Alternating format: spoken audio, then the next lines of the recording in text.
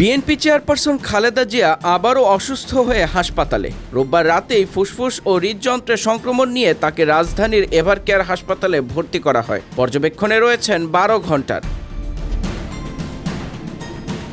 চিকিৎসার জন্য গঠিত মেডিকেল বোর্ডের সদস্য অধ্যাপক ডাক্তার FM সিদ্দিকী সাংবাদিকদের জানান, ওনার চেস্টে ইনফেকশন হয়েছে। হার্টের সমস্যা আগে থেকেই ছিল। সংক্রমণ ফুসফুস থেকে হৃদযন্ত্রে ছড়িয়ে পড়ায় দ্রুত হাসপাতালে নেওয়া হয় সাবেক এই প্রধানমন্ত্রীকে। ডাক্তার FM সিদ্দিকী আরও বলেন, পরবর্তী 12 ঘণ্টা খুব গুরুত্বপূর্ণ। কিছু টেস্টের ফল 24 ঘণ্টার মধ্যে পাওয়া যাবে। বিএনপির স্থায়ী কমিটির সদস্য ও খালেদা জিয়ার ব্যক্তিগত চিকিৎসক অধ্যাপক AZM জাহিদ হোসেন জানিয়েছেন, উৎকণ্ঠিত হওয়ার কিছু নেই। এর আগে সন্ধ্যায় গুলশানের বাসভবন ফিরোজা থেকে হাসপাতালে নেওয়া হয় খালেদা জিয়াকে। গত 15 অক্টোবরও স্বাস্থ্য পরীক্ষার জন্য হাসপাতালে ভর্তি হয়েছিলেন তিনি। বাসায় ফিরেছিলেন একদিন পর।